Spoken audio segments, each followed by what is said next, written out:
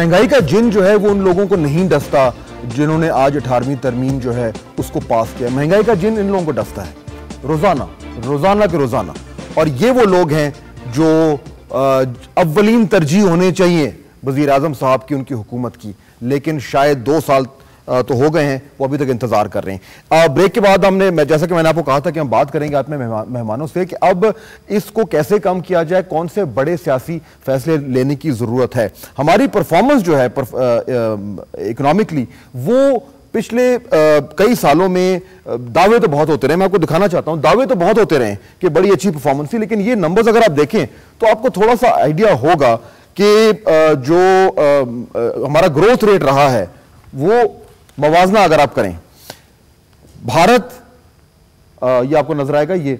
अब इसमें देखिए कि भारत कंसिस्टेंटली 2005 से लेकर 2009 तक पाकिस्तान से ज्यादा ग्रोथ रेट रहा है, बल्कि बांग्लादेश और श्रीलंका को अगर आप देखें तो उनके जो ग्रोथ रेट्स हैं वो भी अक्सर पाकिस्तान से आगे हैं। ये आप देखें पाकिस्तान के हवाले से 2005 में 5.8, 2006 में 6.8, फिर 4.1 और 2008-2009 में 2.4। ये ममालिक, सार्क के ममालिक पाकिस्तान से बेहतर परफॉर्म करते रहे हैं, हालांकि हमारे दावे बहुत बड़े थे। इसका डायरेक्ट ताल्लुक है महंगाई से। वो ताल्लुक क्या है हम उस पर बात करेंगे अभी, लेकिन पहले मैं नजर गोंदल साहब से जानना चाहूंगा कि गोंदल साहब, आपको ये तो एहसास हो रहा होगा कि 2 साल हो गए हैं, बड़े सियासी फैसलों की जरूरत है, और आप जो मर्जी कहें, अवाम ये कह रही है कि 2 साल की जमहूरियत ने उसे महंगाई दी है। इसका एहसास कितनी शिद्दत से आपकी हुकूमत को? साहब थोड़ा सा मुझे आप मौका देंगे जी। मैं हारून भाई का बड़ा एहतराम करता हूँ, बड़े समझदार भी हैं और ये बड़े लकी मिनिस्टर भी रहे हैं। अमाइया भाई, अच्छा चलो। तो इनको एक प्रिविलेज रहा कि जब मुशर्रफ की गवर्नमेंट आई उस वक्त जो 9/11 हो चुका था, और उस वक्त 3 मद में इस हुकूमत पाकिस्तान को पैसे मिले।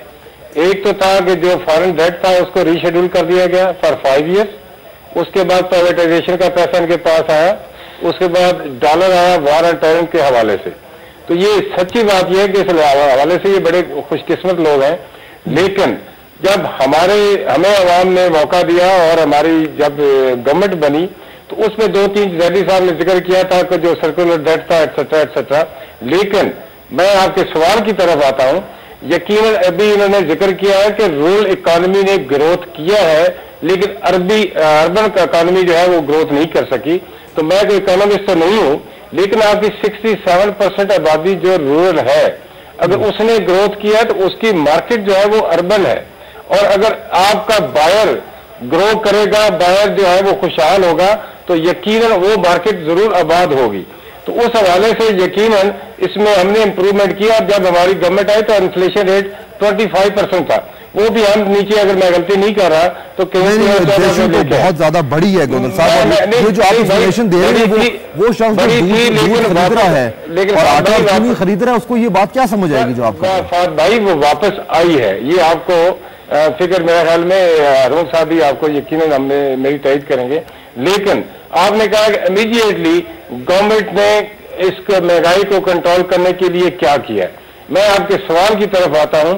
हमने इमीडिएटली सबसे पहले वो एक टारगेट सब्सिडी देने का मैनेज किया। पहले बजट में हमने 32 बिलियन रखी, अब हमारी 70 billion poorest to the poor के लिए हमने सब्सिडाइज किया है। उसके बाद हमने लेबर की तनख्वाह का 6,000 तक लेकर गए। उसके बाद वो नौजवान जो बेरोजगार थे, डेली वेजेस पे थे, कॉन्ट्रैक्ट पे थे या हुकूमतों ने निकाले थे, उन सारे को बहाल किया हमने। जहां तक तलक है, यस, आपको अगर मैं याद करूं तो 96 में जब पीपल पार्टी की हुकूमत गई तो उस वक्त आप एनर्जी में सरप्लस थे। अगर ऐसे ही हालात इस मौजूदा हुकूमत को मिले होते कि हम एनर्जी में सरप्लस होते, हमारे पास कम से कम शॉर्टेज ना होती, हमारा सर्कुलर डेट हमारे पास ना होता, हमारा लॉ एंड ऑर्डर कुछ बेहतर होता, तो फिर आप हमें सिर्फ परफॉर्मेंस मांगते। ठीक है, ठीक है। अगर ये सारा कुछ होता तो मेरी एक मिनट नहीं, फिर हम यकीनन अगर कोई बेहतर पिच मिलती तो हमें खेलने का मजा आता और लोगों को हम डिलीवर करते। जब 2 साल हो गए, पिच 2 साल से वो ग्राउंड्समैन उसके ऊपर वो जो रोला है वो चला रहा है, पिच हमवार है। 2 साल में 2 साल में आपने एक आज जो सबसे बड़ी हमने आपके आइन को जो मैं असली शक्ल में लाया, ये 2 साल में लाए। लेकिन आइन से पेट कैसे भरे साहब? आइन से आम आदमी पेट कैसे भरे? सर पेट देखो जी, लाइन ऑफ एक्शन जब तक आपकी ठीक नहीं होगी, जब आपका इंफ्रास्ट्रक्चर ठीक नहीं होगा, जब तक आपकी फाउंडेशन ठीक नहीं होगी, जब तक आपका लैंड ऑर्डर ठीक नहीं होगा।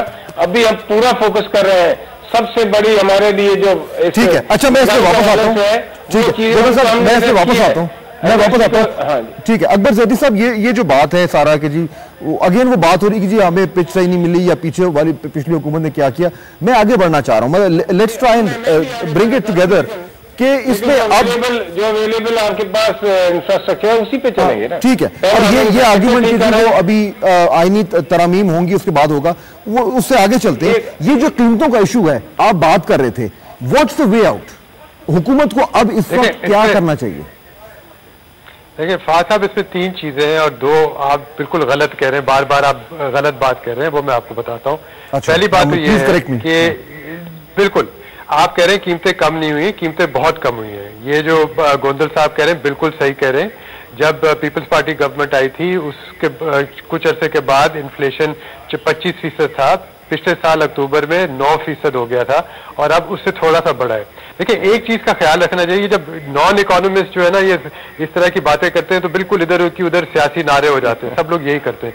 इन चीजों को समझने की जरूरत है, खासतौर पे आप कॉम्पेयर्स लोग जो हैं आप लोग समझते बहुत सेंसेशनाइज कर देते हैं। पहली बात यह कि कीमतें गिरती नहीं है, कीमतें की रफ्तार बढ़ने की कम होती है। जब हम कहते हैं कि इन्फ्लेशन का मतलब है कीमतें का बढ़ना। इन्फ्लेशन 2% का भी होता है, 25% का भी हुआ है और पिछले महीनों में 9% का हो गया था। तो इसका ये मकसद है और ये बहुत वाज़ेह है कि जब पीपल्स पार्टी की गवर्नमेंट जब से आई है, बहुत सारी वजूहात की बिना पे उन्होंने कीमतों की कमी में एक बहुत विजिबल सा हमें नजर आता है कि कम हुई है। अब ये और बात है कि अभी भी 10-12% पे बढ़ी, ये एक अलग बात है, इस पर मैं आता हूँ। दूसरी चीज नहीं, मतलब आप ये कह रहे हैं कि जो एसेंशियल कमोडिटीज हैं, एसेंशियल कमोडिटीज उनकी कीमतों में खातिर खा कमी आई है। नहीं, मैं बिल्कुल ये नहीं कह रहा, मैं ये कह रहा हूँ कि आप लोग समझते नहीं, आप ये खुद कह रहे हैं, मैं नहीं कह रहा।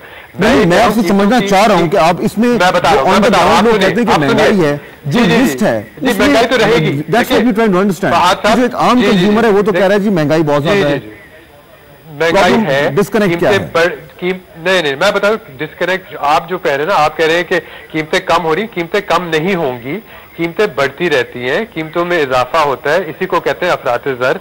अफरात ज़र हर वक्त 2%, 4%, 6%, 25%, 1000% भी होता है। माजी में कीमतें ज्यादा तेजी से बढ़ रही थी, अब जो है उनकी रफ्तार बढ़ने की कम हो गई है। ये नहीं कि उनकी कीमतें कम हो रही हैं, लेकिन अभी भी बढ़ रही है, लेकिन कम बढ़ रही है। अच्छा एक बात ये, दूसरी बात आपने जो खित्ते की बात की, आपने कहा कि ये श्रीलंका हो गया, बांग्लादेश हो गया, हिंदुस्तान हो गया, कि वहां पे तरक्की बहुत ज्यादा हुई क्योंकि इन्फ्लेशन नहीं हुआ था। ये बिल्कुल गलत बात है। इन्फ्लेशन का कोई